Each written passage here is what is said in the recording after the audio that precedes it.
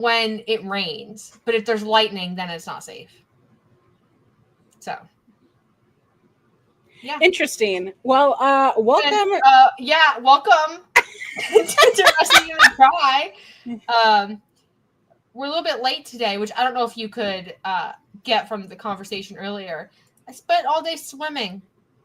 So we had touching grass. I was touching grass, living life, doing the thing. So we postponed the show a little bit to 6 p.m. my time, 3 p.m. your time, 11 p.m. British time. I don't know why my brain, when you were going through all of that, was like the calculation, like it's noon in Hawaii. You want to go to Hawaii next? I do want to go to Hawaii. I can't lie. But, sorry, my mic moved on its own. It was so scary. We're haunted. Spooky episode. But yeah, guys, we did in fact survive Texas. We're here. I'm horribly backlit because it's sunny outside, but we'll be okay. Everybody will be okay. Well, I'm Auntie Collins. If you didn't know, my hair is doing whatever it wants today, and that's okay.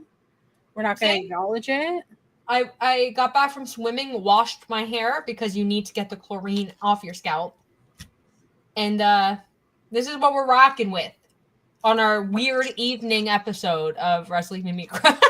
Do you have your bracelets on? No, but I have them right here. Mine are in the other room, but I was going to put mine on, but then you didn't have yours on. And so I didn't want to So if you didn't know, I had a massage today. So I went and had a massage. So I don't even have my wedding ring on. Like, I have no jewelry on. Hence why I'm wearing a hat, because I got massage bangs over here. But I wanted to bring up before we started, so you don't miss it, we still have some bracelets. And I already told Maggie from Robin Maggie from Coexisting that we're going to send her one. Yes. So we're going to send her some. But we're going to do a little giveaway. How do we want to do this? We didn't even talk about that. I don't know. Maybe we do something on Twitter. I love it. Yeah, getting your super chats in there will help us decide who to pick. That'll be an entry, right? That'll be good. Yeah. It's a little loosey-goosey, these rules, but it's okay. Yeah. We do want to share the wealth because they are, I think that they're pretty great. This one says Hurt People, and it's the Hurt Syndicate colors. This one says Sicko, and I like these colors a lot. We are the Sicko Academy. There are two all-in ones with all-in colors. This one says Mox and Hangman to commemorate such a great match. And this one says Golden Lovers. So, listen, this was such a calming activity to do. Like, I think I almost want to do it just for funsies, for fun. Yeah. So, but we had a lot of different bracelets. I can't even remember. Yeah. You gave away a lot in our section. Yeah. Yeah, you gave away a lot. I was worried that the little boy next to us was going to grab the cowboy shit one. Yeah. I think he didn't speak English, and so I think he was very confused about what was going on.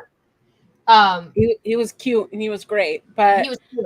Yeah. But yeah, friendship bracelets. It was a hit. It was a hit. I just want to do friendship bracelets for everything.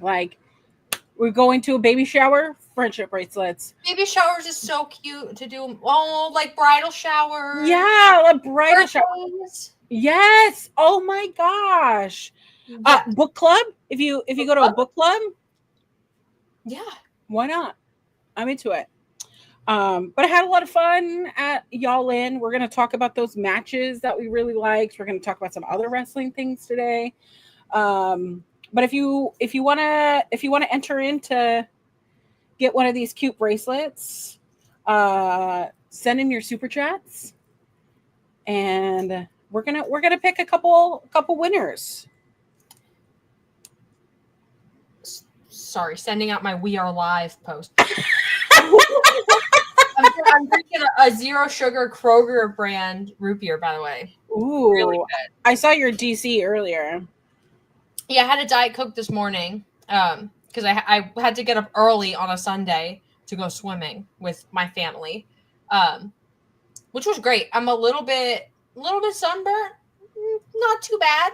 I wore my sunscreen. Always wear your sunscreen. Everybody gets skin cancer. But yeah, it was a good day.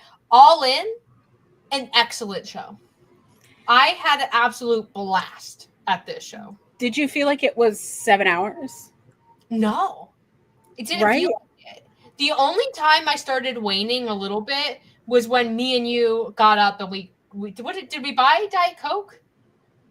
No, I bought Diet Coke. You got water. Yeah. Mm-hmm. Yeah, that was the only time I felt a little off. But that cotton candy really saved the day. I got a giant bag of cotton candy, and we were with our whole group. We were eating that cotton candy the whole show. I do have to say, I am not normally a candy person or like a sugary person.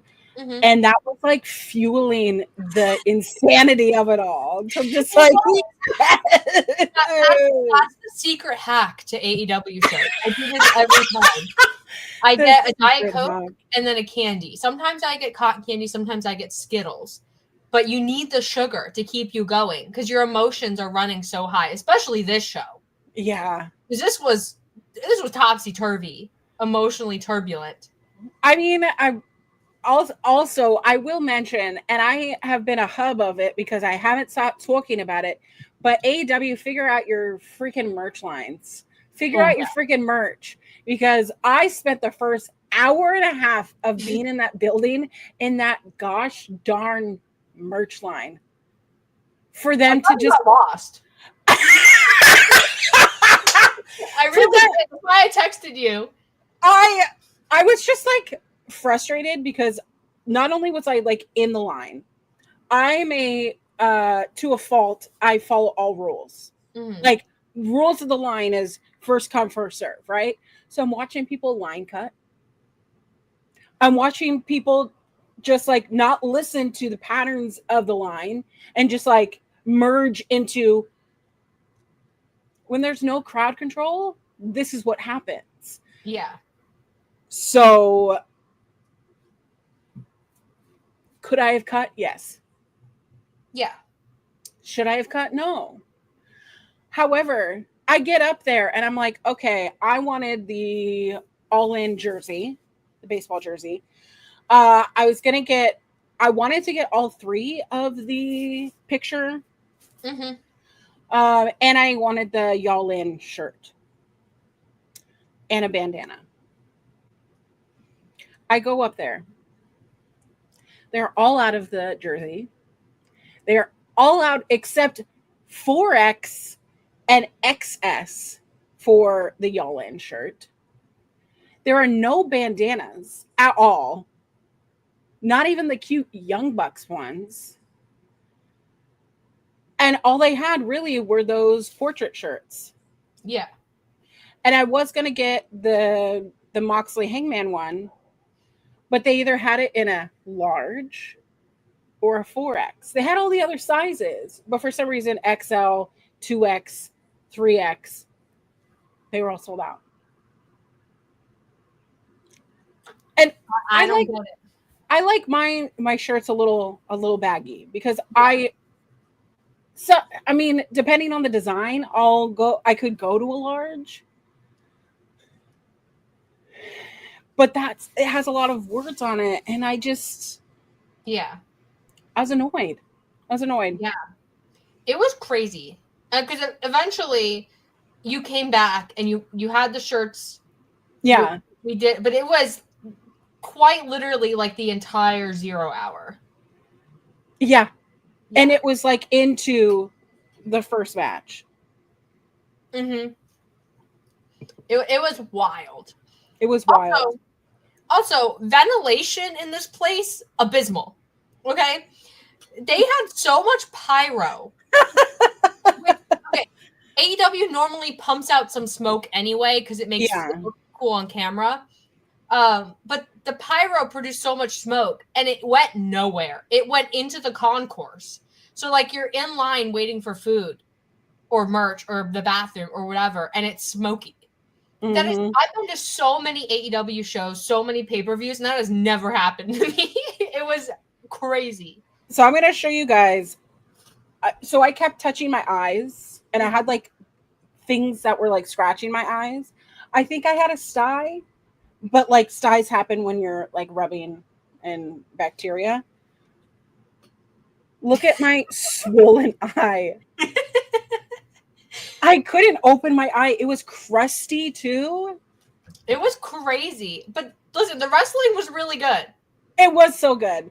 And I was just going to say, even though I cried 5 different times, it was so worth it to be crying next to you. It was so worth. It was so when Dustin Rhodes won the TNT championship, the way our heads snapped to each other, just these automatic. I didn't expect it because the match like last minute because Adam Cole, which point of me crying, because his music hit and we also both looked at each other and said, "That's it, he's done." Yeah, immediately I was like, "Oh my god, this is it!" And then I looked down and Kyle and Roddy were there. Yeah, and they were kneeling out of camera shot in the ring. And so I was like, oh no, this is it. And to find out that it could have been it if people backstage hadn't intervened and like, said, buddy, calm down. We'll figure it out.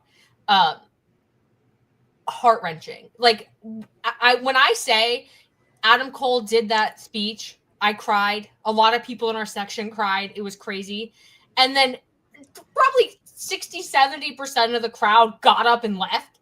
They all right. Empty. People are like, okay, I'm too sad for wrestling right now. Let's go. We're gonna go get food. We're gonna go get something. I don't know. And so then they come out for this TNT title 4-way, and they're having this match, and the match is fine. It's good, but nobody's there. Nobody.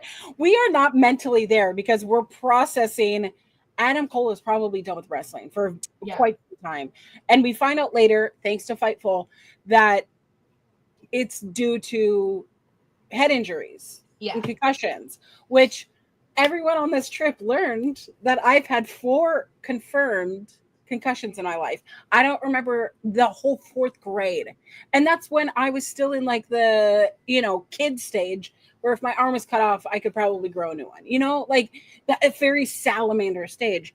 He is in his 30s and has this brain injury. So it's like, I just want him to be better. Like when he was out with this ankle and then there were all those setbacks and he had to have a cadaver bone. And then hearing about the tumultuous, is it not? Is it amicable? We don't know. Relationship with Britt Baker and their breakup and how like we didn't know anything about it. I just want all good things for Adam Cole, baby. Like And this was pretty heartbreaking. So his music hits. He comes out. He gets on the mic. He's already crying, right? Because it's very emotional. Like you're gonna cry about it when this thing that you're really passionate about might be taken away from you for like things outside of your control. He says he's out of action indefinitely for health reasons, but he's grateful for the fans. We do the Adam Cole baby for maybe the last time. Kyle and Roddy are there. We get the hug in the ring. And then they send out Sammy Guevara and Dustin Rhodes, who wrestled twice on this night, mind you. Dustin Rhodes wrestled also at Ring of Honor. So 3 times in 2 days. Which is just crazy. Just absurd. Like, of all you're telling me there was nobody else? Not that I'm mad. Not that I'm mad, because I got to see them earlier when they did their tag situation, but Dustin Rhodes ends up winning the TNT championship in this 4-way. And he cries. It's so emotional. The crowd is back in it, which I think that they made the right choice here. Because I think if Kyle Fletcher wins it, I think the crowd, first of all, most of them aren't in their seats. They're not there. Nobody would have seen him win it. They're like in the concourse in the smoke waiting for their hot dog. Nobody would have seen it. So you ruin Kyle Fletcher's moment. And also they come back and we have to go into the next match and people are still emotional.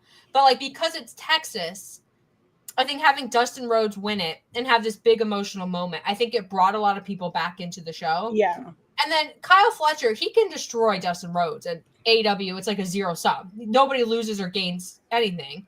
Kyle Fletcher just looks tough. He looks hardcore. He beats Dustin Rhodes. He looks like a heel. He looks like a jerk. And he's TNT champion. I'm not mad about it. The thing that I loved is when they bring the family in, because it means something to them. And Dustin is crying. This is his first singles belt in a very long time. He didn't think that he was going to get a singles championship before the end of his career. His nephews are there, which one of them looks exactly like Cody. Yeah. And it was just like a warm, heartwarming moment. However, the camera pans so beautifully to Kyle Fletcher on the outside of the ring, putting his, back up to the apron and just seething while Dustin is being rejoiced over here. He is celebrating, which goes, oh, we are still storytelling. Even though we've had to pivot and juke over on this side, we still have the opportunity to get Kyle Fletcher with that TNT championship. I haven't been this excited for the TNT championship since good old Jack Perry. Yeah. Where was he? I was fully expecting him to come back. Yeah, he wasn't here. He's off in the woods. I don't know what he's doing. But yeah, they also, at a couple points in this match, and a couple points in the Sons of Texas tag match from the 0 Hour, there was a little bit of tension between Sammy and Dustin Rhodes. So I don't know what's going to come of that. I personally would love for Sons of Texas to be done. Not because I think that it's a bad thing for Sammy Guevara to be in a tag team, but Dustin Rhodes has 3 belts currently.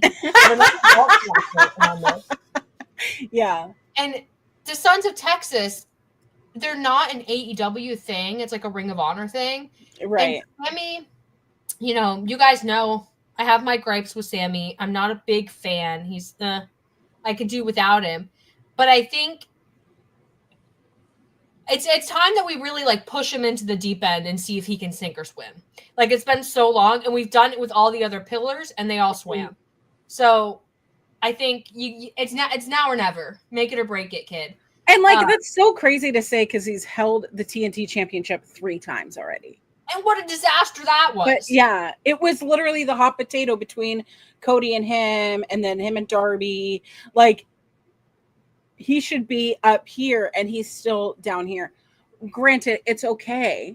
Mm-hmm. There's not always a lot of room up at the top. It's not a linear path either. Like, he was out for a little bit. He had a baby. He's a dad now. Like, I get it. But he's just not in the same level as the other pillars.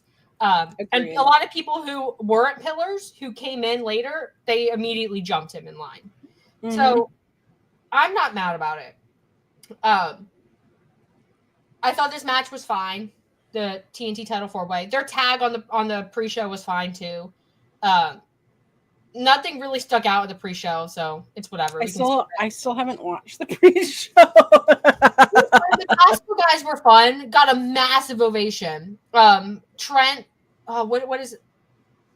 The Rizzler? No, or not is the it Rizzler. Big Justice? Justice. Yeah. He was like squaring up with Rocky, which this kid is tall. I don't know. taller than Rocky. He's about as tall as Trent. Mm-hmm. Crazy. So Big Justice is like, talking smack to Rocky, whatever. And Trent just comes out of nowhere, gets him in the face, pushes him to the ground. Incredible. I love the Costco guys, unironically. And I'm probably the only person who does, but that's okay with me. I'm right there with you. I love them. I love this kind of, it's not a cheap pop, but it's a pop.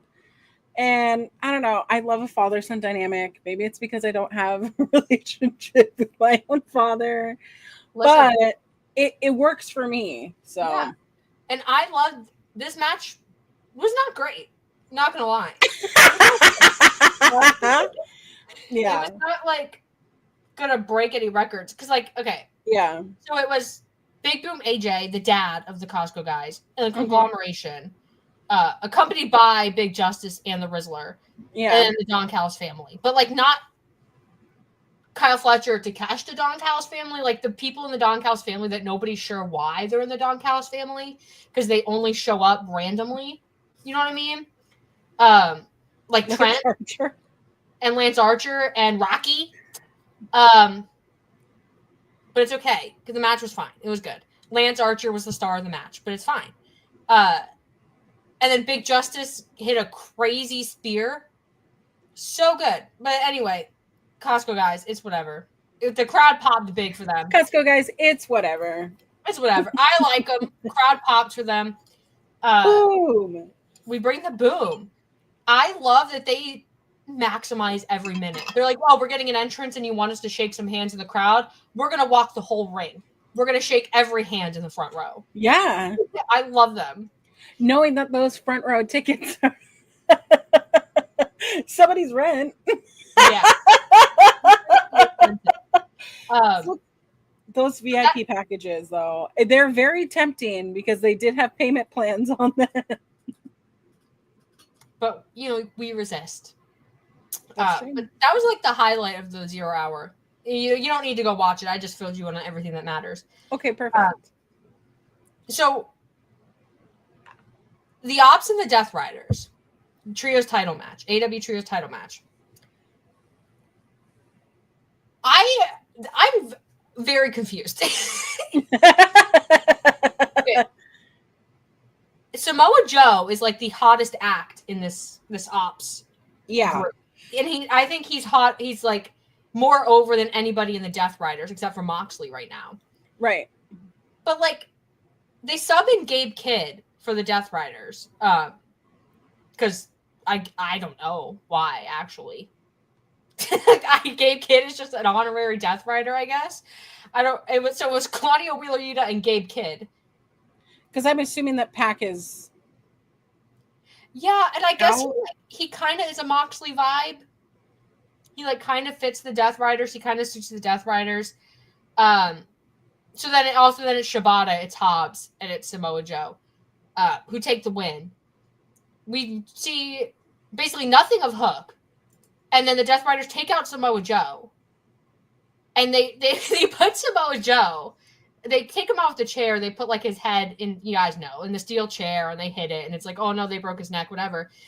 Then the EMTs come, and they get Samoa Joe on the backboard, and they don't put a neck brace on him. And I thought this was so funny. I was cackling in the stands because there's no neck brace on Samoa Joe, but they're just like, okay, his neck is too thick. That's why. Thick. They strap him in with one flimsy strap to this backboard. It's Samoa Joe, okay? He's a big guy. And it's not even on his chest. They strap him in on the thighs. Yeah. On his backboard. They slide him onto the gurney. And the crowd at this point is just when is this man getting out of the ring? It's so long to get Samoa Joe out of this ring. I could get him out. But it was okay. Samoa Joe, I guess we can just assume that he's dead.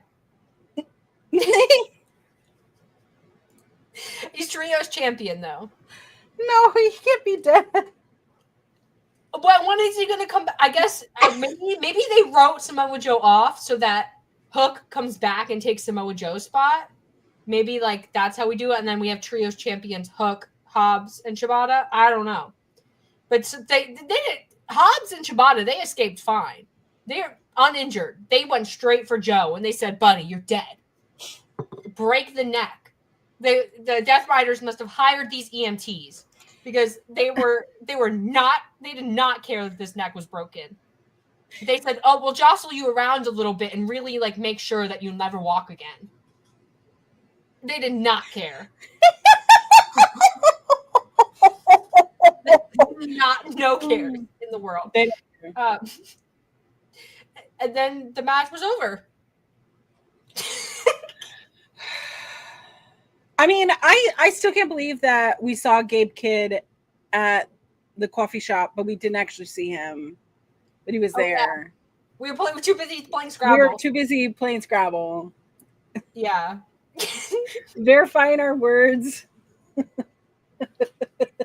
I have no idea how I won that Scrabble match because I had every vowel in the bag. At any point in time. You had all the vowels, and I just kept getting like L's and I. Like, I guess I is a vowel, but still, it was like I was getting like random letters, and I'm like, I can't even think of a word that starts with L. I had because I need people to empathize with me. Okay.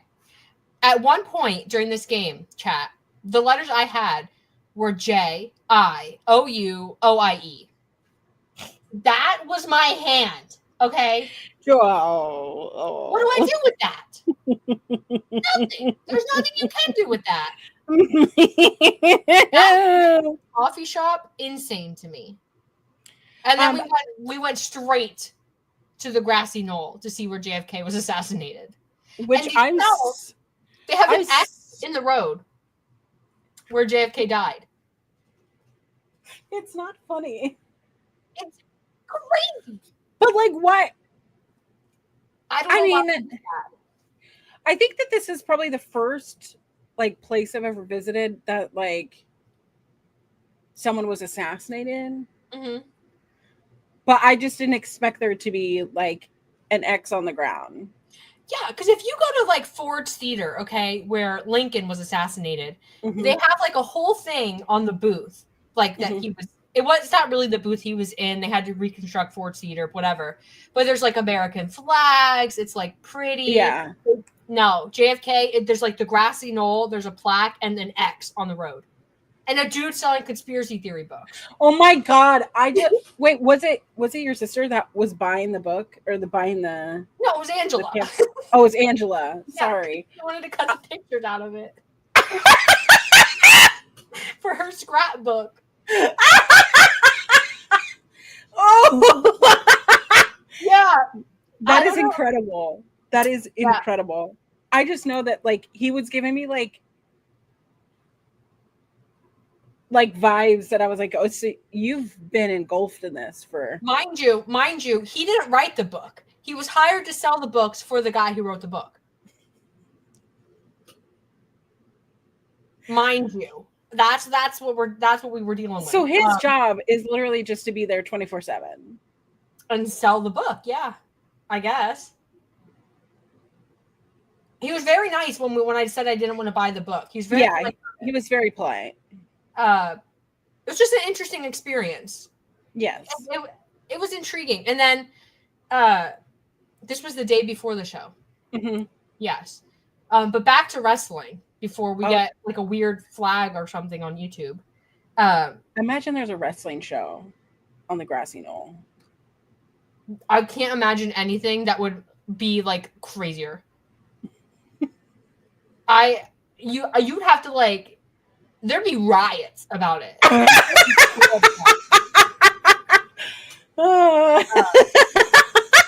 But if only for Samoa Joe. I think that's true. That's true. But then we had the men's casino gauntlet, which was a blast. Not because the stuff in the ring was a blast, but because it was really fun to like count down and like that part of it. The wrestling was it's battle royal wrestling, like. So a couple things about the Casino Battle Royal. First off, Juice Robinson without a beard feels wrong. So wrong. And he came out with a Bang Bang Gang shirt and then ripped it into a blank black tank top.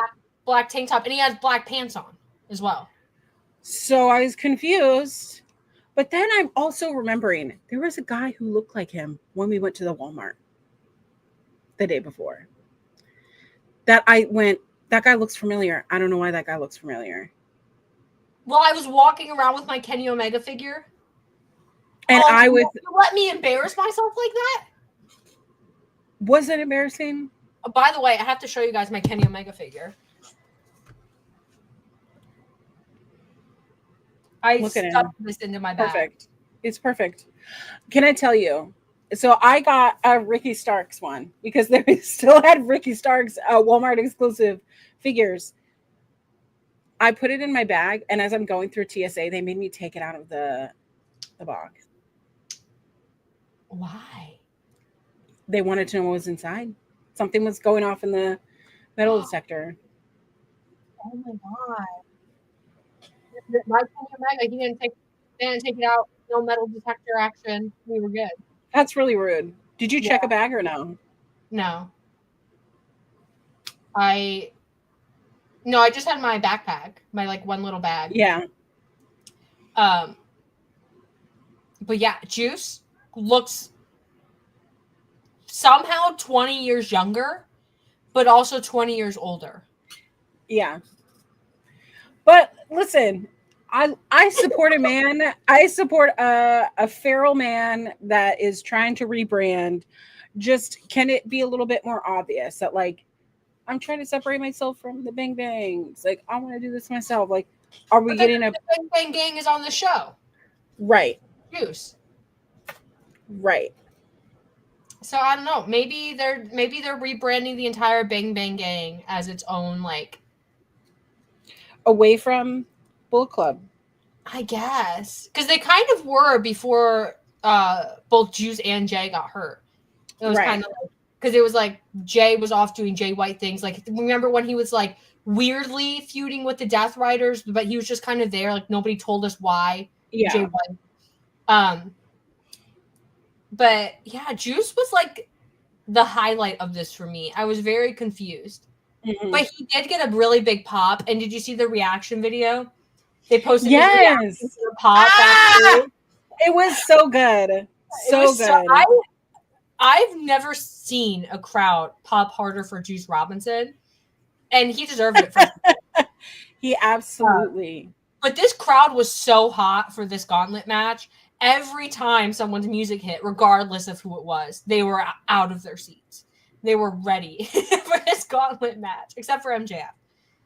They were, every time there was a mention of MJF on the show, the crowd was like, It's okay. But it's because we were expecting larger appearances. This would have been a perfect place for Jack Perry to return. This would have been a good place for Jay to return. Would have been a good place to even do like a, I don't know. Yeah, it was. I'm just trying to think who would be left. There were a few surprises, and it was a lot of good fun. The match was a lot of good fun. MJF won, I think predictably. Like, it's whatever. I'm not going to cry about it. I did think it was funny. One, that Max Caster was here, and he came out, and because people were expecting Jay or someone. Yeah. He comes out, he's Max Castering it up, whatever, and then doing stinking up the joint. He does nothing in this match except for fall on top of Anthony Bowens. Essentially, it was fine. The crowd did his, Max Caster chant that he does. I just hate this character so much. Let's go, Max. You're the best wrestler alive. I hate it so much. It's so offbeat. There's no cadence to it at all. And white people are really known for their clapping for. But every time he comes out, I like have to brace myself for secondhand embarrassment. And I understand that's the point of the character, but I don't find it enjoyable. Oh God, here we go again. He's gonna do it again. But yeah, the Anthony Bowens Max Caster thing was also on Dynamite. So I don't know. It's gonna be like I don't know what we're doing. But it was funny when he came out because I think people were expecting Jay as like the last big surprise. But no, he comes out, he does nothing. It's okay. MJF wins. He pins Roderick Strong. Sad face. It's fine. They never this whole show they never said what the rules were about this title opportunity thing. And I'm still not entirely clear. They like went into it a little bit on Dynamite. I'm still not entirely clear about what the conditions of you declaring your opportunity are. I have no idea. But yeah, MJF, he's just going to walk around with his contract. It's whatever. I guess. Not happy about it. Gotta be real. Sorry, MJF fans out there. Because, like, they never said it was going to be Money in the Bank, like, where, like, you can cash it in at any point in time. Right. But, like, they also never said it was going to be, you have this contract, you can use it at a specific pay-per-view. They never said, like, oh, winner gets a title shot at All Out or Forbidden Door or something. They never said, like, you have to declare it a week in advance. And then you can, they just said, like, you get the title opportunity, a contract opportunity. And then they tried to clarify on Dynamite, and they said, like, winner gets a title opportunity of their choosing, blah, blah, blah. I'm still not entirely sure if it's Money in the Bank like, or if it's like, I'm declaring I want my title shot on Dynamite. You know what I mean? They're not being very clear about it. The thing that I don't like about it, that I love at the beginning of AEW's inception was them doing like if we're going to call it Casino Battle Royal, Casino Gauntlet, whatever, adding cards to it, Joker or Spades or like whatever. Like how they used to do it. How they used to do it. And it was kind of fun because then you're expecting at least one Joker. There's a set number. This is what we expect. So I just found so it was Mark Briscoe, MJF, Ricochet, Bandito, Takeshita, which they had a fantastic. If you want to watch the best Ring of Honor match I have ever seen in the last 5 years, go watch that Supercard of Honor. Mystico, which I was singing along the words, stumbling along because that's what I do. Josh Alexander, Anthony Bowens, Roderick Strong, Brody King, great audience for Brody King, Juice Robinson, obviously Coda made me cry, the Beast Morthos, and then last with Max Caster. Yeah.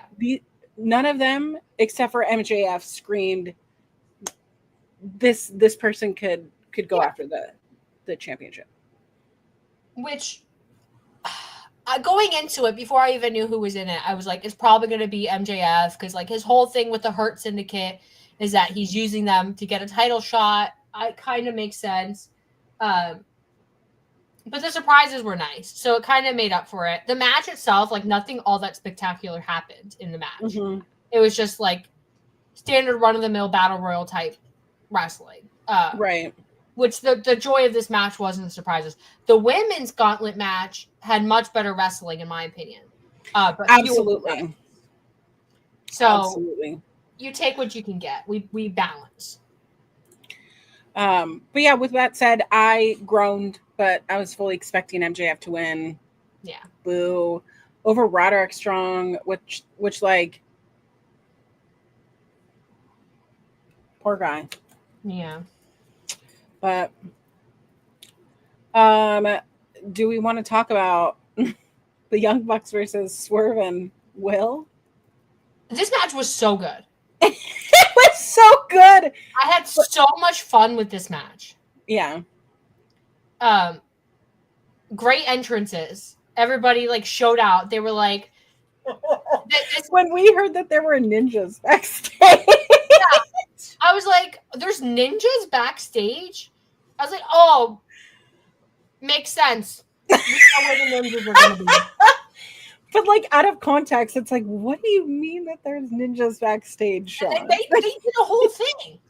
I don't know how much of it they showed on TV, but they had like a whole routine. Yeah, it was so cool. Yeah, it was cool. The Young Bucks had their boat thing. I just want to know what was their plan? I think they're trying to be like we're Washington crossing the Delaware or something. But it was like it took so long for them to get in the boat. And then the boat had to like drive to where the cameras were. And then they raised the boat up, and it took so long to raise that boat up, guys. I don't know what they showed on TV. I don't know if you guys watched them go the whole way. It was ridiculous. Which, you know, is the point because it's the Young Bucks. It's supposed to be ridiculous. But all of them had crazy long, ridiculous entrances. And I loved Swerve's entrance. He had JoJo do his entrance and doing Ain't Nobody, which is really Shaka Khan, which I didn't know. But I just knew that it was his indie song. That when he is on the indies, that's what he would come out to. And it was funny because the previous night, it was on a playlist that our good friend Seahawk was playing while we were chatting. In the disgustingly hot and humid hotel lobby. Which he was drinking Maker's Mark. And he had he's like, I gotta go get my iPad. He goes to get his iPad. We're in the hotel lobby and he puts on Phil Collins. It's because that's how I introduced myself to him. I was like, this man. We're in the hotel lobby, staff hated us. We were there for hours. Literal hours, okay? But it's fine. Swerve's entrance was a long entrance that deserved to be. Absolutely. Like, it made sense. The Will Ospreay stuff was cool. When are we going to let Assassin's Creed go, Will? When are we is he sponsored? Is that what this is? Yeah, I think he's getting an Assassin's Creed whatever. I don't know. He keeps saying thank you to them, and I'm like, okay, we get it. He's a sponsored athlete, I guess. It's like NASCAR drivers. They got like 50 logos on their outfits. This match was really good, though. It was like Young Bucks in peak form, doing Young Bucks things. To me, it was a standard Young Bucks match where it's like it's a little slower in the beginning. They pace themselves out. They get the crowds to do this, and then they go right into not spot monkeying, but it was like their designated spots that they were creating tension. And that one part of the match where the Young Bucks are just obliterating Will Ospreay. Yes. And he's just taking it, all these kicks. And then you see, I mean, we saw because it was in front of us, but the camera, the way it was framed, is that Swerve comes up all of a sudden to protect his friend Will Ospreay. And then he's getting all the kicks. And I'm like, yes! Violence! It was one of those matches that as it went on, I realized that I was like digging my nails into my hands. It had stakes. Like the Young Bucks, so the Young Bucks lost. Will and Swerve won. And so the Young Bucks lost their EVP titles, which we saw on Dynamite meant something because they come out, they do their entrance, they have no pyro, nothing. And it's like their Titantron is just like these awful, like children drawing Young Bucks things. It's just so good. It's so good. They're not in their limo. Right. They're in like a normal person car. That's what we were slumming in all weekend, you know? Yeah, we were slumming it. We had the exact car that we had. But I loved it. And then they go to do like the EVP trigger and they're like, oh, we can't call it EVP anymore. What are we going to call it? I was like, BTE, bring back being the elite. Yes. Yes. They should go on eBay and get like a really bad camera and start filming being the elite as though they're just now starting it. Like they're like, we're gonna try this new vlogging thing, guys. We don't know if it's gonna work, but we need some extra money. It'd be so funny. It'd be so funny. But they had an interesting moment with Colt Cabana, where not on the show, but on Collision, I think. Colt was on like commentary. He gets attacked by the Death Riders. He's beaten up. He's bloody, and he's like in the hallway, like crying and like talking to the interviewer about it, whatever. And the Young Bucks came up. So I don't know what we're doing with that. Interesting. Young Bucks are evolving finally. Put the tassels back on, boys. You know what we want. Oh, I'm into it. Give the people what they want. Give them, and then just pretend that the EVPs never happened. Pretend that you're like young boys. You're on your first job. Start being the elite with your bad camera. Get your crappy gear, your like Amazon jeggings with the fringe sewed on, and start from scratch. It'd be so good. Just saying, you could have that one for free. Just mention us. Yeah, just mention the show one time. Yeah. But this match was good. The women's gauntlet, though, so good. I thought the women's gauntlet was the most underrated match on the card because you had the great surprise of Athena, right? Which, I mean, we all kind of expected that she'd be there, but they didn't really announce any participants beforehand. Just they announced the starting two. Yeah, Chris and Megan. But before the men's, we had like a whole lineup of people that were going to be in it. But this one, they kept it really low key. You didn't really know. Athena comes out, gets a massive pop. Like people are so excited for Athena, and then it's just great grabs. Like there's so many Joshi talent in the ring, and Athena I think ends up pinning Mina Shirakawa. She does, yes. Mm-hmm. Which unfortunately, it sounds like Mina hurt her hand. A little bit in the match, which she'll be fine.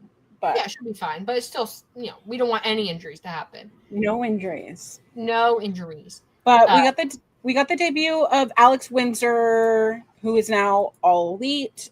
We got Tekla in the match, who Tekla is now all elite. Big pop for Willow. That's the kind of clapping that people with my skin color are really, really bad at. But it's okay. Shuri? Yeah. Shuri? Am I saying that correct? Don't know. Like it's just talent after talent after talent. Queen Amanana, Julia Hart. Yeah. Tay Mello was there. Yeah. Just it was so really like the men's match felt more like a fun time. Here's some good wrestlers who can get the job done, some good surprises, but everybody knows MJF's going to win, so it's there. This felt more like a statement. Like here's the who's who of women's wrestling, and we're going to show you that it's not, an afterthought anymore. Like we're really actually putting a lot of thought into what we're doing. And what I also noticed is that everyone either had a pair or there was a partner. Harley came back. There was something that was going on. Jay was there. Yeah. Which makes me think the tag titles are on their way, which Tony Khan did confirm during the presser that they are on the horizon, but with how many injuries have been happening, he would like to build them up a little bit more and not just toss them out. Makes sense. Which we appreciate you not just tossing it out. Yeah. Thinking about it. That's nice. And then on AWTV, we have Tekla now with Julia and Sky Blue. With my dream faction. Yes. I love Spooky. But Spooky that's spooky and not hokey. Like this is so good. I'm so excited for it. And I'm in my head, I think Julia and Sky Blue would be our tag title tournament contenders. Yeah. Which they would be great inaugural champs. I mean, you're gonna have Ty Mello and Anna Jay. So I mean, they've been a duo longer than anybody else really in the division. So I'm guessing that they're probably front runners whenever we get the titles. Whenever that might be, I have no idea. But I'm guessing TJ. But Julia Hart and Sky Blue are another one that I think could be like real contenders. And you have Megan Bain and Penelope Ford, who I wanted to see Penelope in the match, but I'm not mad at it, but I want to see more for her. Yeah, she is great. She wasn't in the match. Anna wasn't in the match. Harley wasn't in the match, but they like incorporated them into the match, mostly against each other, not against like contenders in the match. So they were still there, and they still they got camera time. They advanced the story, because Harley's been out because nose. So I appreciate that, and I understand that you only have so many spots, but like you also never said, oh, we're capping the gauntlet at X amount of people. So don't know why we capped it, but it's fine. They showed up. They had their thing. They had their spots. Athena wins, which I'm excited for because now I guess it depends on how long Athena holds it for. Because not to get too ahead of ourselves, Tony retained. So I don't know. Let's go! Let's first of all, really quick, let's talk about the tag title match so we can get through that. Okay. It was fine. I do want to mention, by the way, they moved Death Before Dishonor a week. Yeah. And it would be 993 days for Athena to be the Ring of Honor Women's Champion. If they end her reign just shy of 1,000 days, we riot. Yeah. I wouldn't be surprised if somehow Mercedes costs Athena her 1,000 days. Because now don't you say that. Don't you say that. Have the belt collector Mercedes versus the forever champion Athena. So it's like, who really is the most prestigious? Is it more prestigious to hold one belt for a long, long, long time or collect them and just have a ton and like never really defend them? I'm crying right now. I think that's like, yeah. I don't know. I think you're right. Oh no. Yeah, I think so. But it's, I have thoughts on Mercedes. I'll save them for when we talk about the women's. All right. The tag match was fine. The highlight of this match was the post match. Right. Which I cried. I screamed so hard that my vocal cords like still haven't fully recovered. I felt my initial scream like do that wavy part, in your vocal cords, and I was like, oh, better calm down. I'm not gonna have a voice. I grabbed Mike's hand and jumped out of my seat. I forced him up out of his seat because I had his hand so tight. I was like, we are getting up. All right. If y'all haven't seen the video, which like you should have, because you should be following us on all social media. The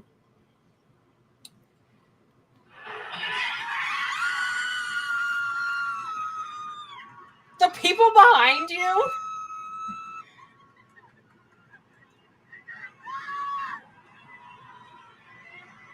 I couldn't breathe. It was emotional. Mike, he's so mad I forced him out of the seat. But what I really liked about this was that he came out and he still did his whole entrance. So let me run it down for you. The match is fun. Sorry, that's so funny. I didn't even realize. Yeah. So the match is fine. It's not anything too spectacular.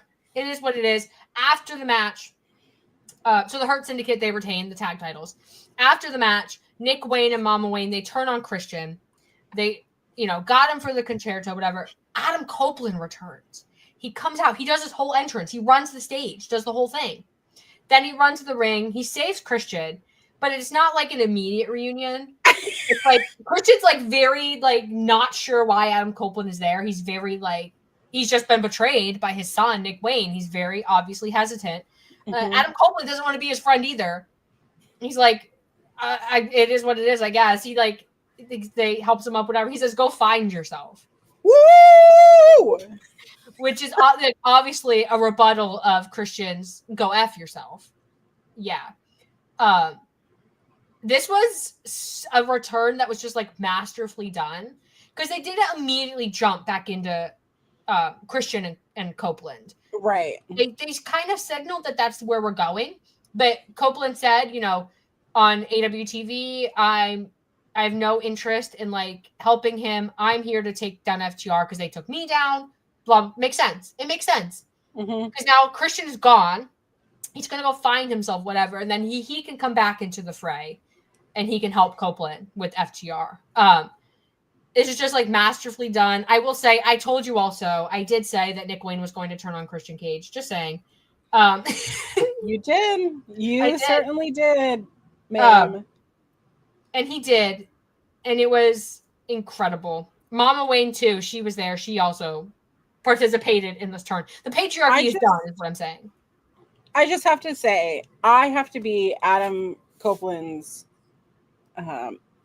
rabbit's foot because he debuted AEW at Wrestle Dream. I was there.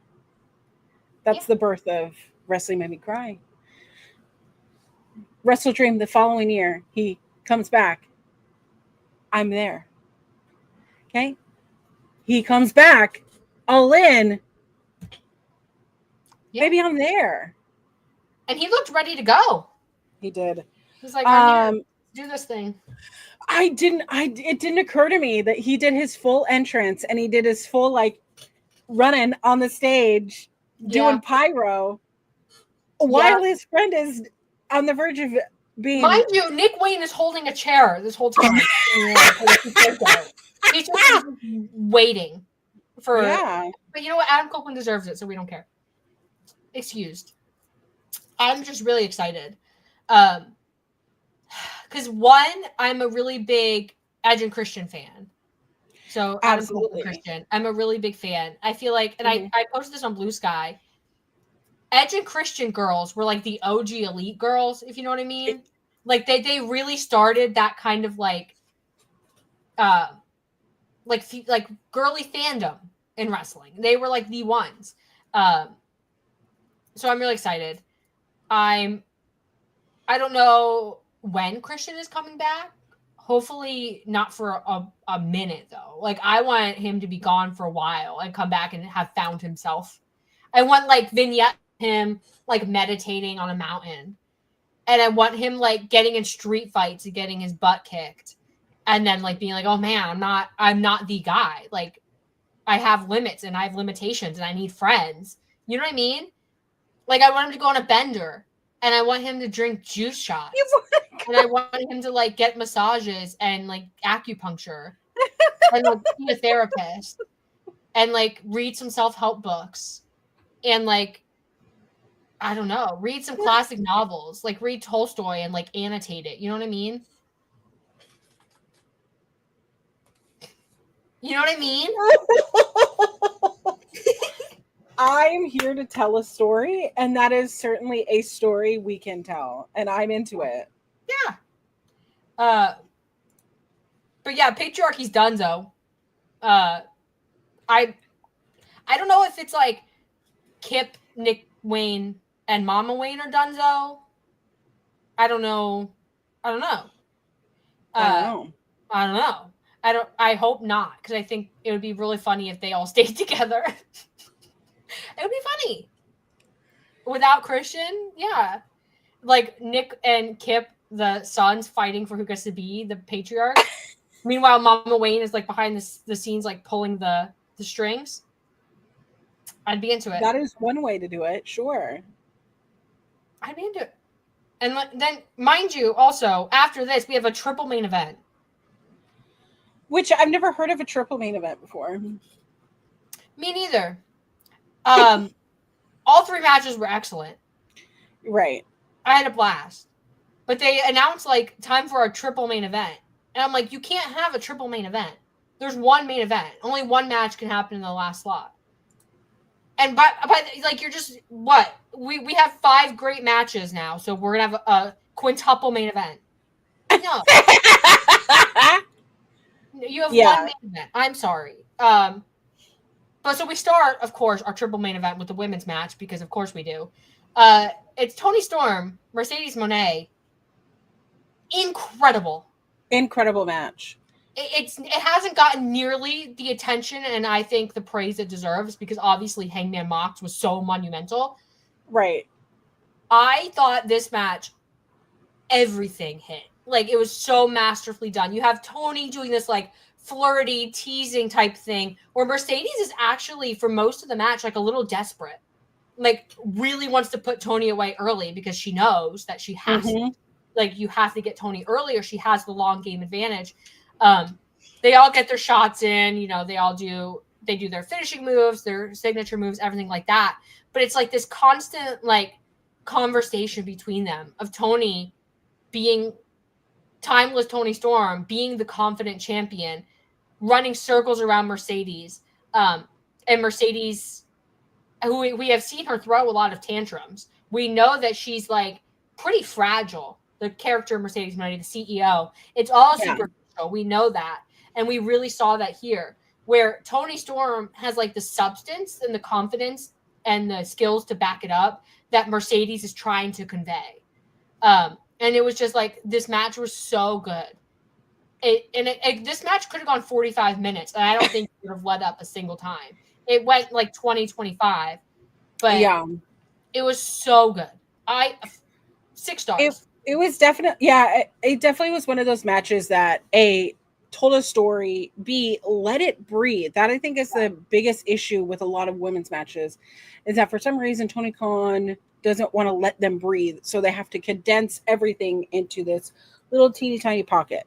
They had time. There was kissing. There were tantrums. There were throwing each other's moves at each other.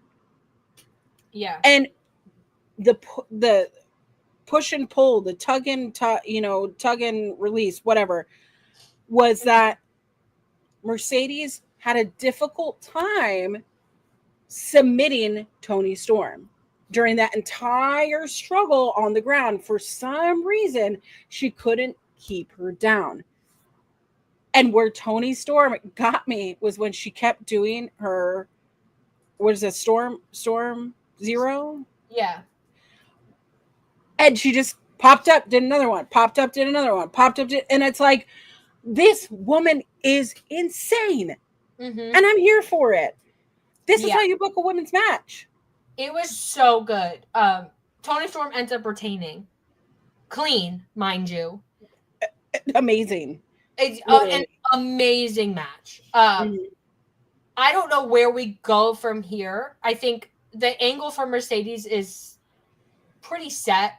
You know, I don't see, the thing about Mercedes being a belt collector is it throws so much into flux, because like, she has all these belts and she has obligations to defend them elsewhere. But it's like, when does she start losing them? How do we show that on TV and AEW? How do we feed that into the story? Because when Kenny was belt collector, it was pretty obviously like he had the belts for the character, right? Except for the New Japan belt. But that never really factored into this belt collector character all that much. So it was like, because he had the TNA belt, the Impact belt. But Mercedes, like, these promotions want her to be champion. And she defends. And she, like, does stuff. So I don't really know. But I think Athena winning the gauntlet, I think Mercedes Athena is in the pipeline. It's like, how do we get there? Do we make Athena champion first, and then Mercedes challenges? Or do we do Mercedes Toni 2, and Mercedes wins the second? So we tie the series at 1-1. I don't know. Ooh. But I think Mercedes Athena is probably, if they do that match this year, which I don't know if they will, there's only, 4 months and some odd days left. Yeah. If they do that match this year, I think it's the only thing for me that could rival Tony Mercedes for women's match of the year. Because like for me, this is pretty high on my match of the year list, regardless of gender. I don't know, but this was just like superb wrestling. And then it got followed up by more superb wrestling. So triple main event, I guess. I guess. Again. I was just so annoyed when Roberts announced that. I was like, okay. I just want to make sure you know that they're not slapping the biggest women's match on the card in the middle for no reason, I guess. I guess. Should have opened the show with it, but whatever. Who am I to say? But Tony was like firing on all cylinders. Mercedes was. Mm-hmm. They did everything right. It was like, okay, the AEW women's division. Like, you can buy into it. And this was the first time, I think, normally when there's a women's match in AEW, because it's not really built well, and there's not really like a reason to commit to it, a lot of people take the opportunity to get up. Not this time. People were locked in for all 3 matches of our triple main event, which was like, this was like an hour and a half of wrestling. People were locked in. Nobody got up. And that's how you know. That's how you know the wrestling is good, when nobody gets up. Then there's not a pull where like people feel comfortable getting up. But yeah, such a great match. And then we go straight into Omega Okada, which another just like superb match. Kenny has a special entrance. There's like a choir group. A choir? Yeah, I think it's a choir with a singer in the middle. Yeah. On the show, like who these people were, like is it like a specific group that I'm supposed to know? I feel like they announced it later, but I don't remember it being on the screen. Yeah, I didn't watch the show back yet, and they didn't say it in the venue who they were. So if they did, I missed it. So I don't know. But Tony has a special entrance. Or not Tony, Kenny. Oh my god, I got Tony on the brain. Imagine Tony Storm coming out like Kenny Omega. That'd be so funny. It would be hilarious. This match was really good. It felt like the ending was really abrupt to me, like in the moment. They did like 30 minutes or so. It was good. It was a good match. I had fun with it. It was everything I wanted it to be. It was like a lot of their greatest hits replayed. I just wish it had been a teensy bit longer. Yeah. Given how much, like how the first 4 in the series played out. Mm-hmm. I still loved it. Loved the match. My second favorite match of the night. Incredible. It's Kenny Omega and Okada. Of course, it's incredible. And I know Kenny said in interviews, like, he's over 40 now. A lot of things are harder than they used to be. I get it. But it very much felt like half of the Omega Okada formula, if that makes sense. Like, normally, like, we do our false finishes, and then we have a break, and the crowd screams and applauds, and then we start the next act of the match. Like, that's normally how they're unfold. This match, we have the slow start, the crowd's hype, everybody's hype. It's good. We're, doing everything. We're hitting everything. We have our false finishes. Kenny's doing V-triggers. He's like 50,000 of them. We have rainmakers. Kenny does a rainmaker. There's a one-winged angel. All that. There's a ref spot where the ref gets taken out, so Kenny misses the pinfall, all that kind of stuff. I'm used to that being halfway through an Omega Okada match. Right. But this was the end.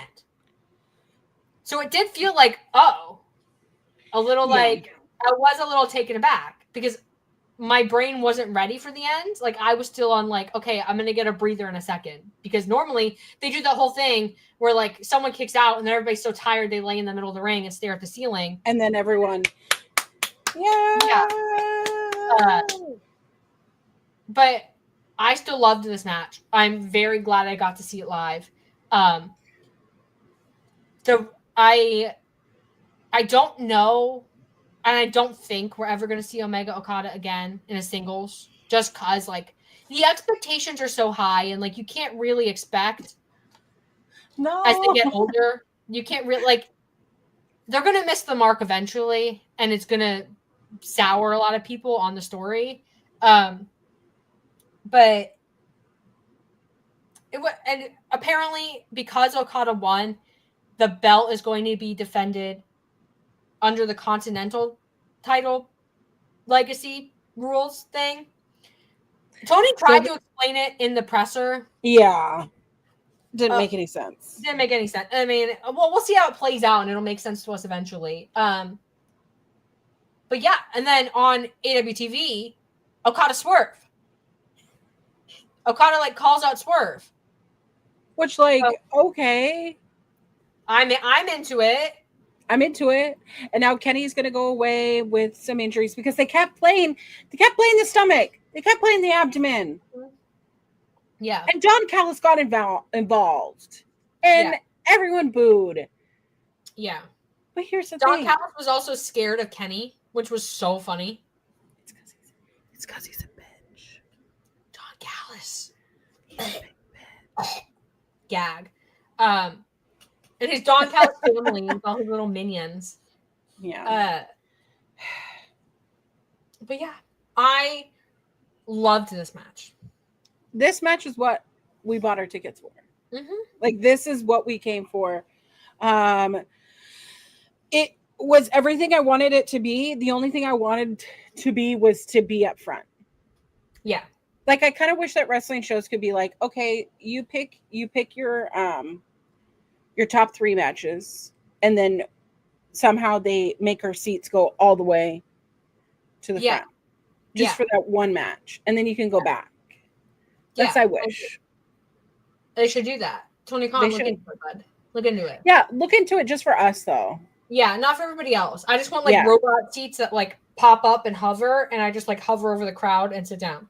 Yeah, exactly. That sounds perfect. So that's what I was here for.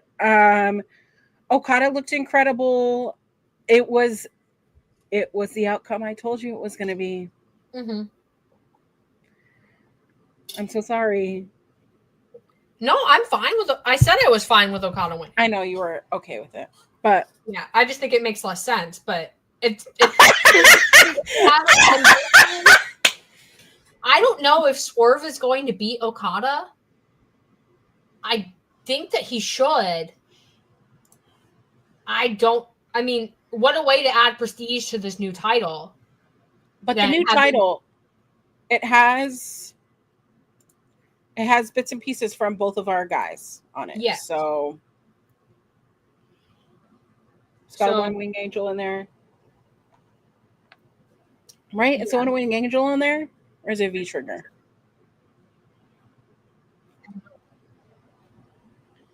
But I'm excited.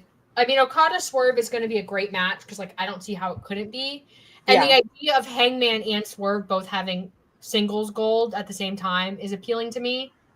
So yeah, I think we're like in a good spot, especially after this main event.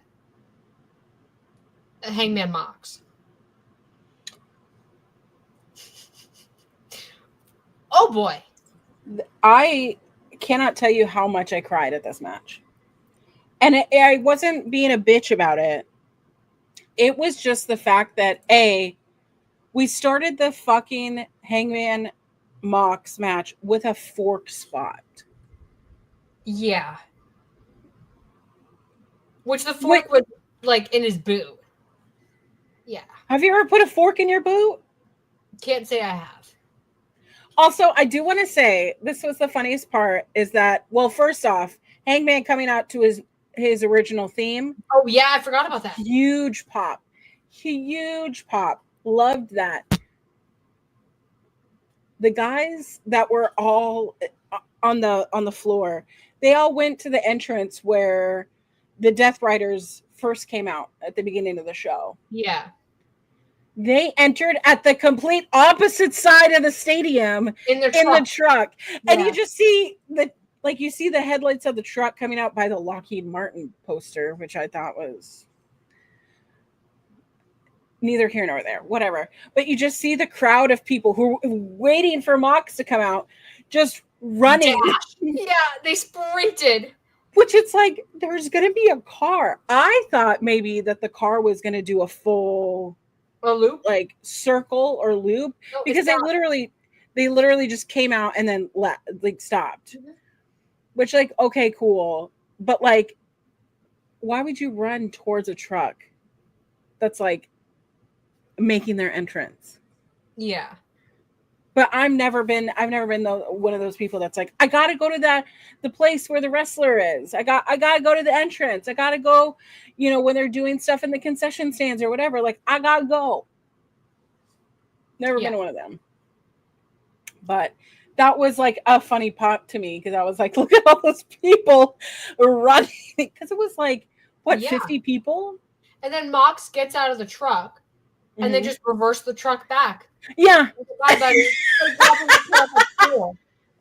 Dropping him off for after school activities, you know? And so the match starts, it's immediately violent, which expected. There's a fork. Yeah. We get like real close up with the camera too, of Hangman stabbing Mox with this fork in his head.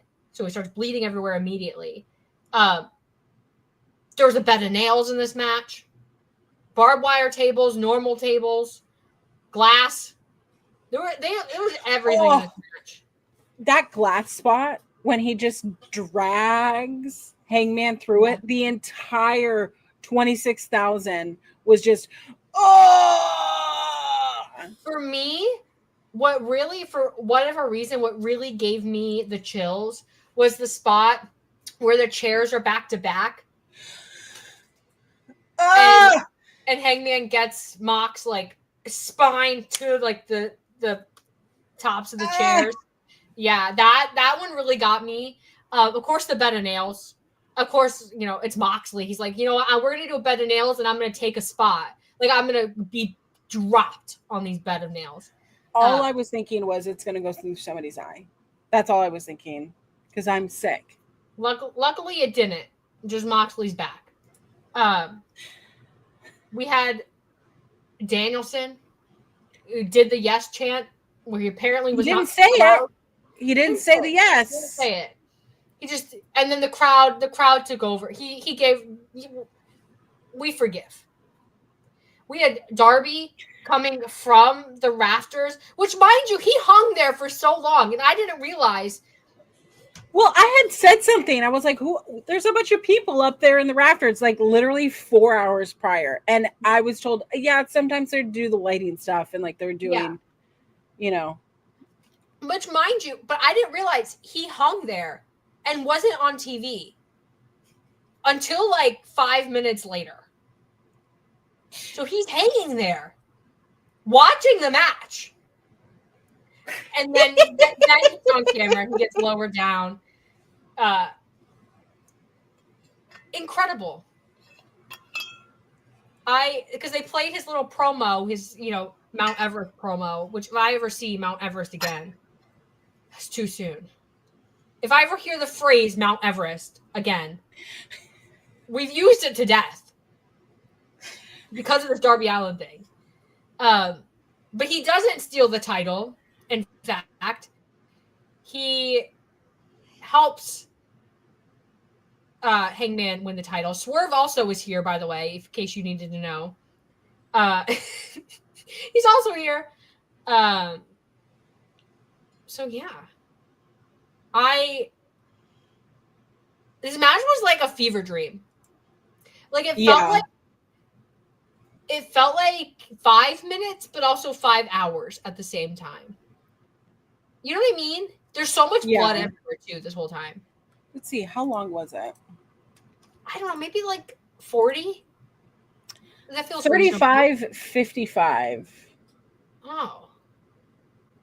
Huh. It was pretty crazy. I think how long was it before they got their first weapon out? Not long. I can't remember. Everything is a blur to me.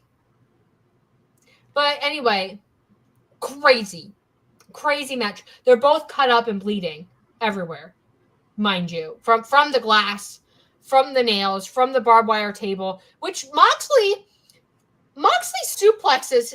This made me so mad. Moxley has Hangman on the apron. Mm-hmm. He goes to suplex him into this barbed wire table. Hangman's like shoulder, like the tippy top of his shoulder gets in this barbed wire table. Moxley takes the rest. The whole thing. And he's just sitting there like in this barbed wire. Okay, bud. He also like at some point tries to put the barbed wire in Hangman's mouth. Okay. And then so Swerve ends up giving Hangman a chain, like a metal chain, which he ends up hanging Moxley with, which was crazy. Yeah. Moxley sold this so well. Like I knew he wasn't dying, but for a second I felt like he was dying. Yeah. And then he obviously, because mind you, also the rules of this match, there's no pinfalls. It's submission or failure to reach a 10 count. So like we had a couple of points of this match where like Hangman took to 9, Moxley took till 9 to get up to meet the 10 count. But he ends up hanging Moxley from the chain that Swerve gave him. Moxley ends up tapping out because like hello, he's being hung by a metal chain like he's gonna die. Right. And Hangman's world champ. It takes Hangman 50 years to open the briefcase to get the title out. I wonder if his hands were slippery. Yeah, his hands were probably slippery and sweaty and bloody, and he was probably shaking a little bit. Mm-hmm. He also the briefcase was a little dented, so I'm assuming that maybe it wasn't, all that easy. Speaking of, props to Marina for going through that table and having to get up and do that spot with the handcuffs. Yes. Because I think that was a huge turning point where everybody in the crowd realized she's handcuffed to, the little timekeepers area. Yeah. She can't give Moxley the briefcase to hit Hangman with, like he's done match after match after match. That's when we knew Hangman's winning. Yeah. There were a couple points in here where I thought Mox had it, especially Hangman took 50 years to make the 10 count. There were a couple points where Mox nearly got me, where I was like, "Oh no, they made the wrong choice." But no, Hangman hung in there even when. So there were a couple points where like Hangman's getting beat down really bad, and the crowd is trying to like rally Hangman. Yeah, not yet. So he's just getting beat down. And the crowd is like screaming. Yuta shows up. Everyone says, "Oh yeah, Yuta's here." Ugh. For some reason. It was great, and it was fantastic, and it was a great payoff to Terror, which I saw him win. I saw Moxley win the championship at Wrestle Dream. Yeah. Kill Bryan Danielson. Yeah. And now full circle moment. Yeah, and I think this, for me, this was my favorite Jon Moxley match ever. I thought this was like his best showing. I thought this was the match that had the best story for Jon Moxley. Mm-hmm. Because I liked the Omega Moxley stuff, but I think because it's Hangman, I think like the death match element just clicks more for Hangman than it does for Kenny Omega. Yeah. And so I thought this was Moxley's best match. I thought Hangman Swerve, there were some better matches in that series, but like for me, this, like the emotional aspect of it, of Hangman winning the title and having his old entrance theme back and leaving through the babyface tunnel, I was like, okay, this is probably like my favorite Hangman story, because he won the title from Kenny Omega originally. It was great, but he lost it in such a bad way. Yeah. Because someone else was there. He never really had great stories or great defenses or anything. But this, I feel like, a lot more comfortable with Hangman. It feels like a more mature Hangman. He's a better wrestler. Also, Mike Klinsky's in the chat. I love you so much. Forever. And so it just feels like a different Hangman to me. Yeah. And so it feels like a different Moxley too. I thought Moxley was going to go away and, you know, find himself with Christian Cage on the match. Also, a funny story, during the match, I had like a claw grip on Mike Klinsky. Like, I was so stressed about this freaking match, dude. I probably dug my nails into his back. It was so bad. I'm so sorry, Mike. Yeah, he was a trooper, though. He was a trooper. It was okay. But no, Moxley and the Death Riders are immediately back. Mm-hmm. So I don't know. I don't know what the plan is for them. Hangman being world champ, though, feels so good. It feels right with the world, you know? It does. It feels like this is how it should have been. And it also feels like nice to have in this new era of AEW where we've recovered from the fallout of Brawl Out and everything that happened after, the Real Glass, whatever. How many times can we say we're so bad? Yeah, it feels nice, doesn't it? To have our world champ who didn't get a fair shake before because, you know, events. And so it's nice to have our world champ and feel like he's going to get a fair shake of things and people are behind him and nobody's really waiting for him to lose the title. Because before it was like he wins the title. It's a great story. People are happy to have the story wrapped up nicely. But now it's like, okay, now it's only a matter of time before we lose it. Now it doesn't feel like that. It feels like people are really on board with like a long-term Hangman reign, title reign. Mike Klinsky with a super chat. He says, witnessing the climax to AEW's best storyline in company history, sitting with some of my favorite people and y'all. All in was unreal. It was. And we love you so much. And I miss you so much. Yeah, I miss you too. Yeah. It's really sad. Because I said goodbye to Mike after the show and I knew I wouldn't see him again for like months. Okay, but like I agreed to hang out with you and your friends. And usually I am on the outer circle. I never felt second string. No, I told you they're good people. They're good people. They're good people. I love Mike. I would fly to the end of the earth for them. And I told them that if they wanted to go to Wrestle Dream in October, you could stay in this office right here. Oh my God. Worldwide. Not the show. But offer stands. Yeah. I mean, you could also come, but I know that it's school time for you. So I'll make it work. Don't worry. Listen, I'll pick you up from the airport. I'll drop you off at the airport. I'll drive you anywhere you want. Period. I'll make you dinner. Period. Whatever you want. I'm down. As far as who takes it from the hangar, I don't know, because they're gonna Swerve Okada. Like, it feels like to me that should be a shoe-in for Swerve, right? Right.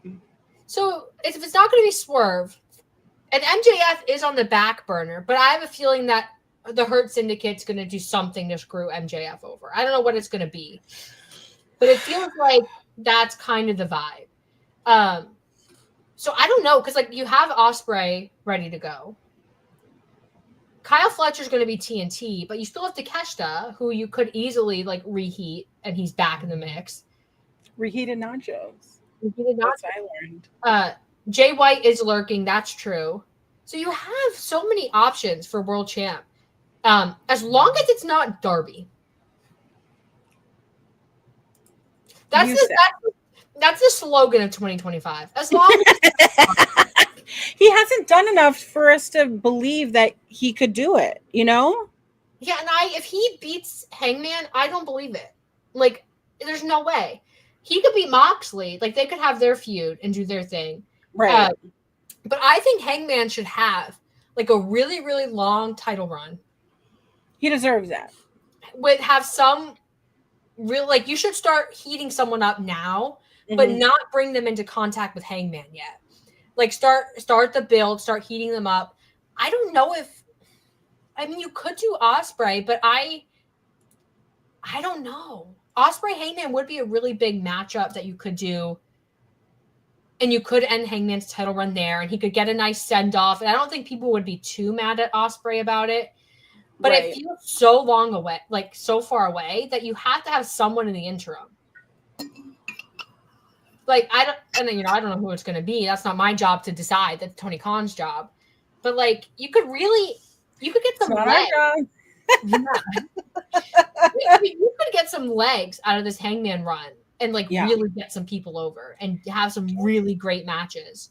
Some legs. You can get some legs. I don't know who it's going to be. If I had the AEW roster, I could probably pick some people. Takeshita would be great. But not anybody. No, not Lance Archer. You could do Lance Archer. You could rerun the Texas Death that he did with Lance Archer, but that's like a Dynamite one-off. I'd be into it though. The same way I'm into Dustin Rhodes as TNT champion. I am so ready for Kyle Fletcher to run him over. It's going to be so cathartic, and it's going to be so good because Dustin plays this just a sad guy. He just plays the sad guy so well. Like he does sad very well, and he like can cry on command. Yeah, and he's very good at getting sympathy. So you know that this is going to be really good. He's going to be very upset to lose the title. People are going to be so mad at Kyle. It's going to be great. And then Kyle's going to have a great run. Yeah. TV champ. Poor Adam Cole. Very sad. But overall, after All In, like the number of possible avenues for stories and feuds for AEW, I feel like this is the healthiest it's been, like most diverse it's been since pre-CM Punk.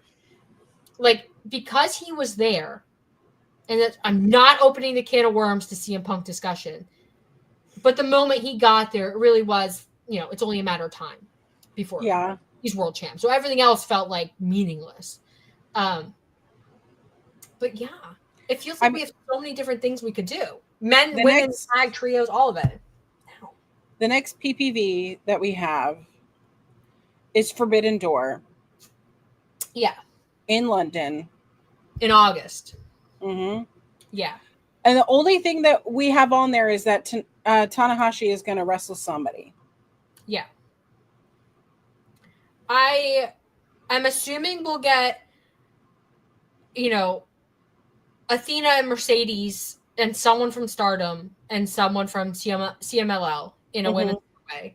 And then I'm assuming we'll get Tony versus someone good from Stardom. But like, as for everybody else, the Young Bucks have to have a match.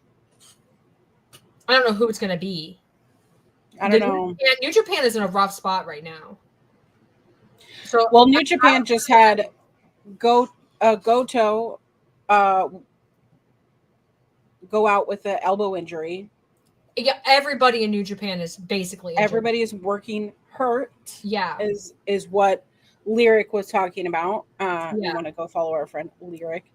But we have a lot of like new people in the G1 and a lot of old people.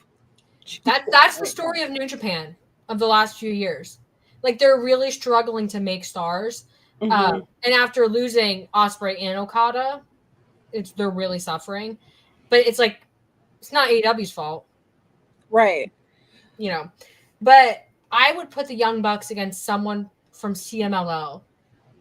Maybe like an upstart tag team. Just have some fun with it. That would be fun. But you're like, when it comes to New Japan AEW matchups, there's like very few that you could comfortably do and have it be an attraction the way Forbidden Door needs it to be an attraction because there's like no build really to most of Forbidden Door.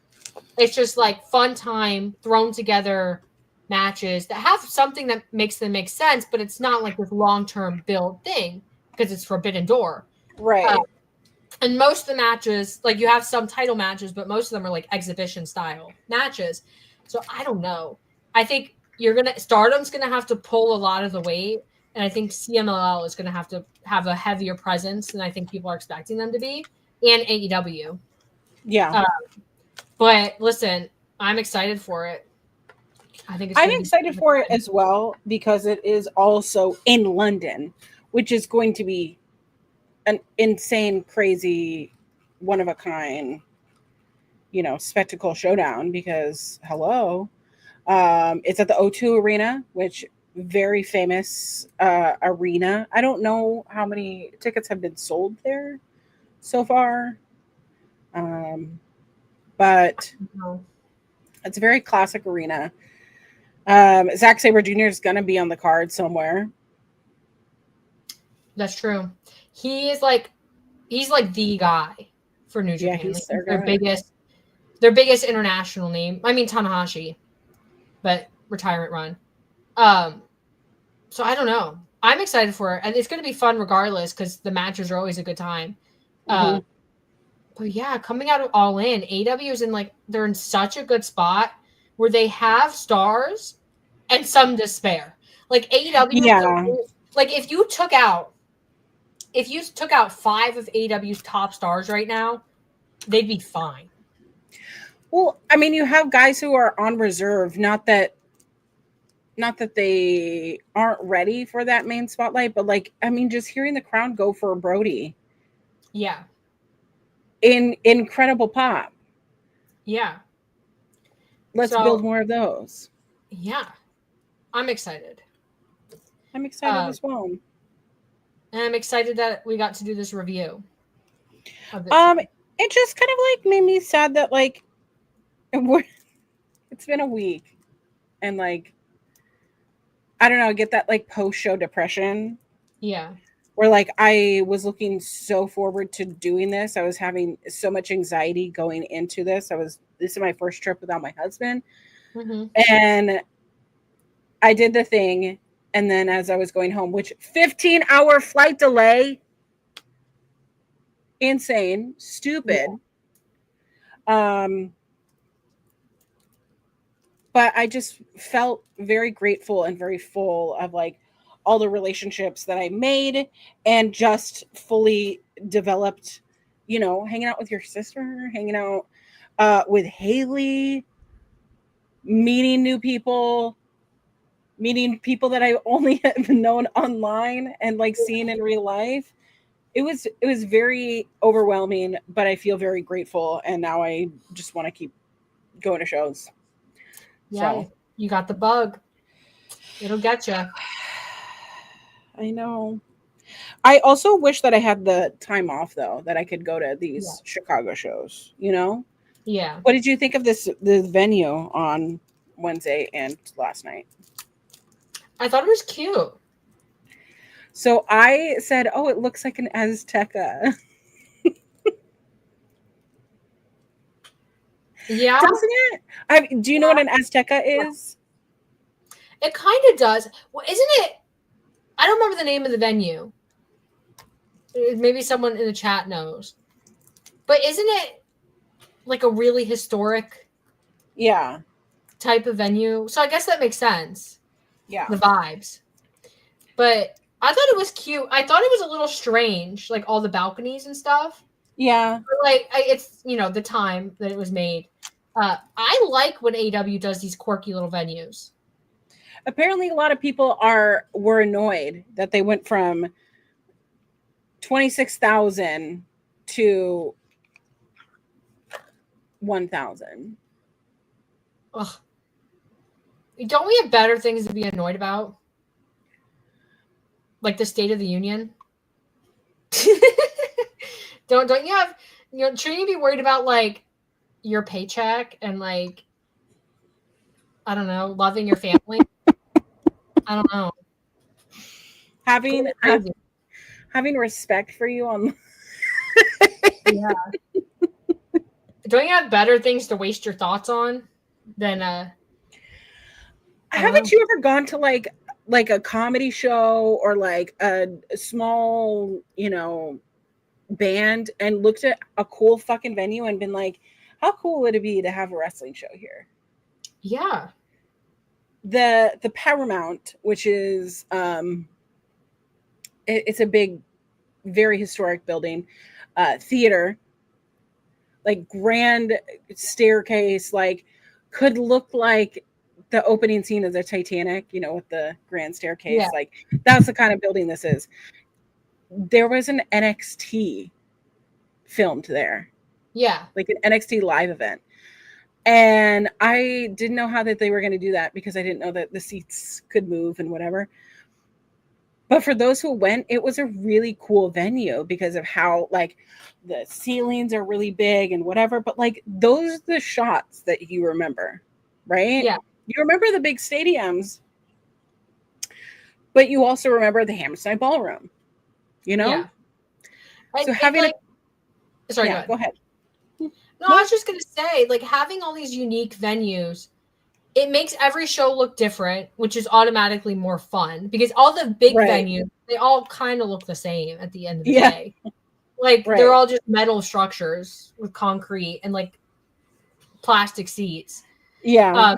So, like, the unique venues I've really enjoyed, and it sounds better on TV because the venue is full and it's not half full. So I think it's better that way.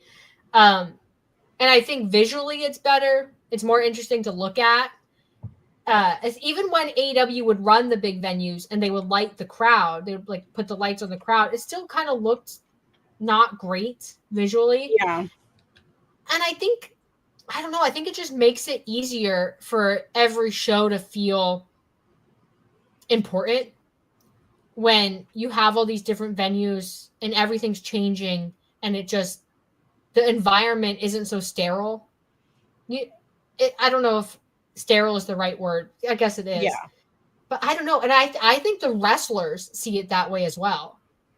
Like, I think the moment AEW decided that they were going to start running smaller venues, I think the quality in the product has increased dramatically.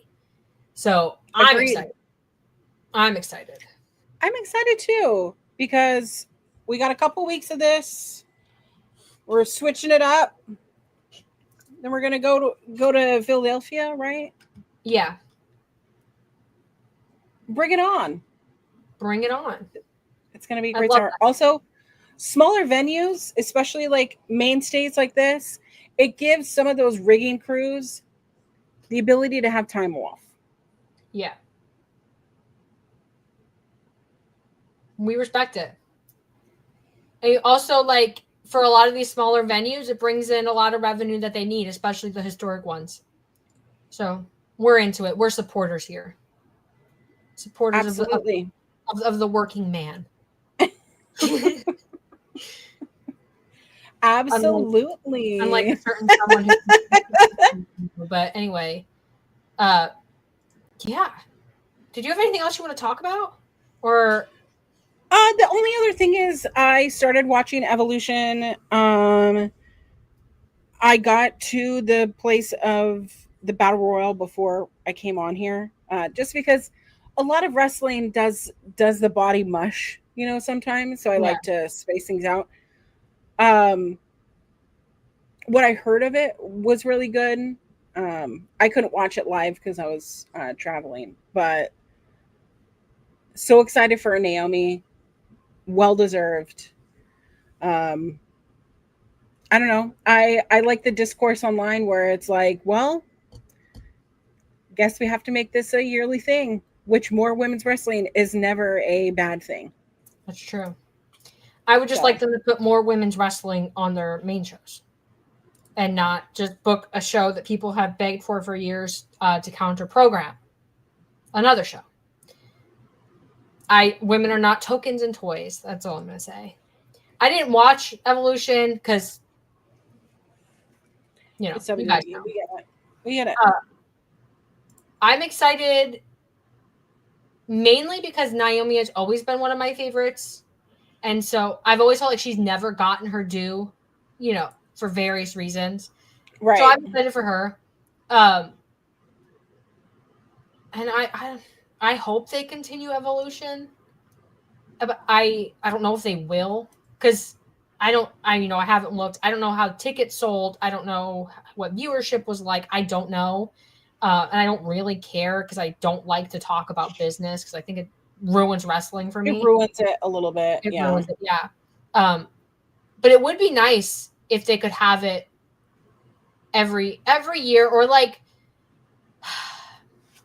I don't know, because it seems like they just pulled it out this year to have something. So I don't know if they're committed.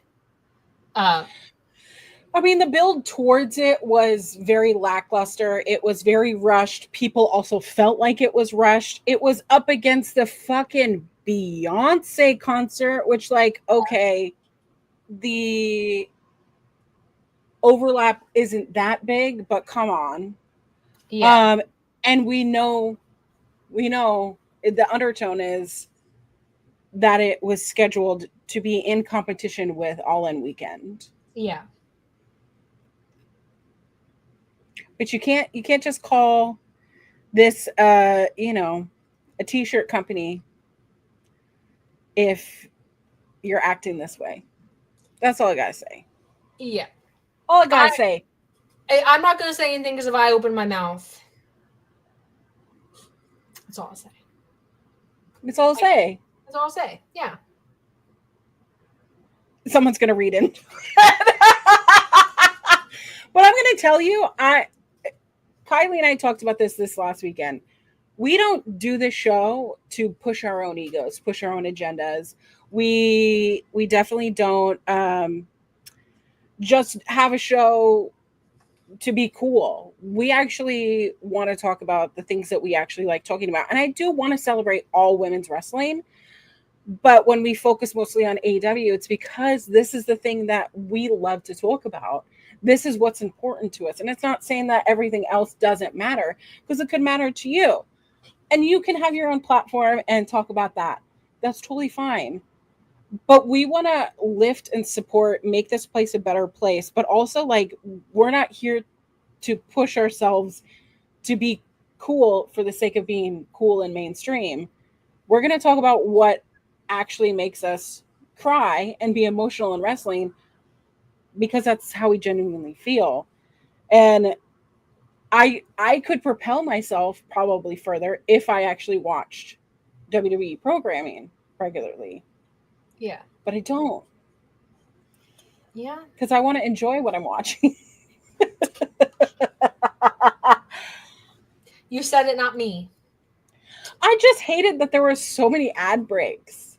Yeah. There's so many ad breaks.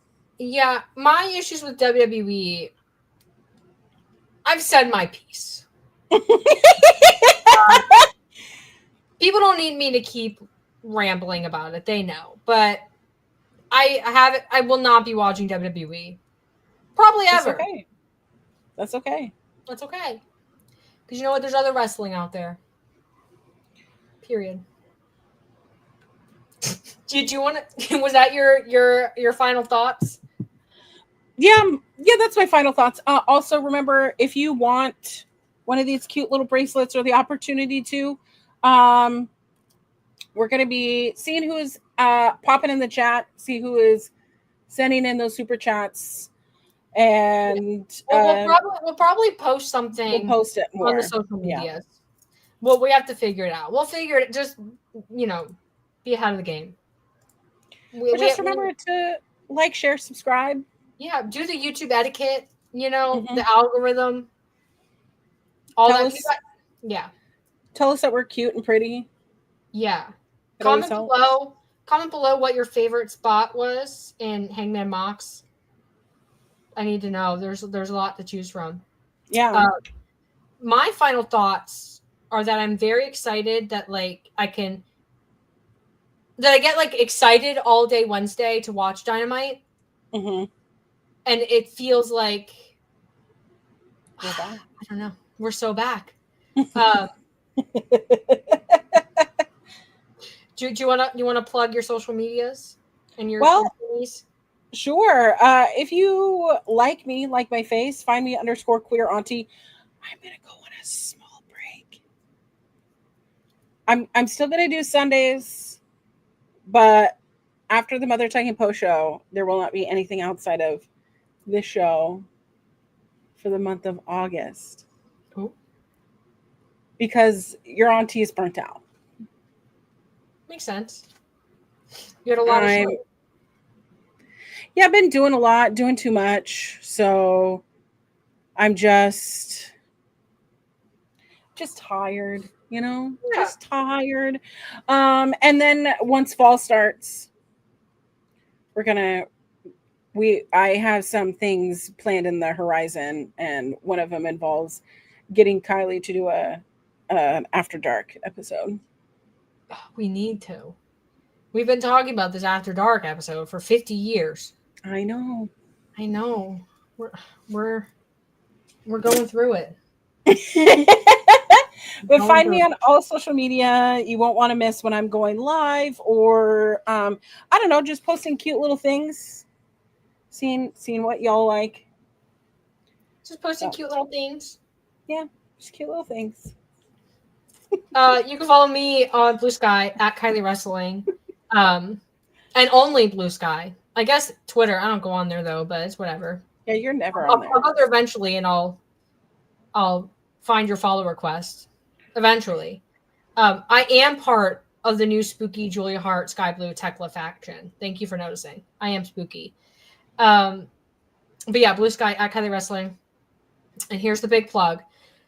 I need to gear myself up for it. This is Wrestling Made Me Cry. It's a show every Sunday, normally at noon Eastern. This week was a little bit different. Normally noon Eastern, where me and Collins come and we talk about the things in wrestling that made us cry.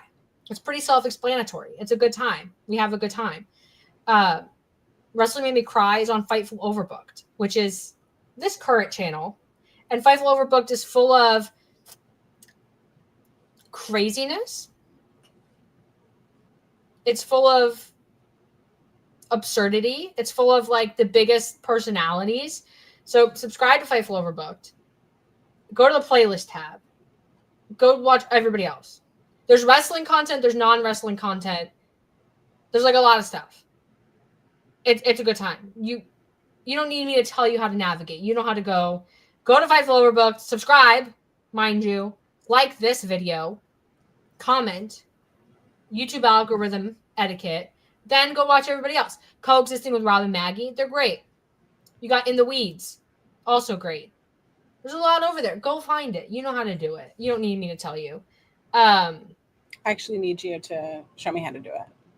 I'll do a tutorial. Okay. Jeremy Lambert is a lot of craziness. If you go to the shorts, you'll find a lot of shorts of Jeremy Lambert. He got a shout out. He doesn't even really believe what he's saying. He's just trying to stir the pot. He got a shout out this week on Cultaholic. Love Cultaholic. Love it. They've very nice people. Absolutely. Did I do everything? Yeah, I did the thing. I did the thing. You did the things. Yeah. All that being said, thank you guys so much for joining us at this weird hour Wrestling Made Me Cry. Yeah. But you know what? I had a good time. And we're almost at 2 hours, so we should probably wrap the shindig up. All In was incredible, and I'm so sad that I don't have another trip in the pipeline. I'm sad that we don't live closer to each other. Yeah.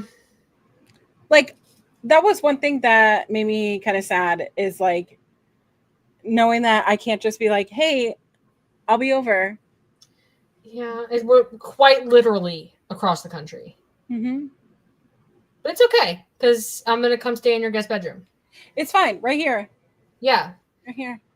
We'll do Wrestling Made Me Cry, and I'll be like on my phone on the show. That'd be so cool. It would be so cool. I would love it. Thank you guys so much for joining us. We'll see you next week. Bye.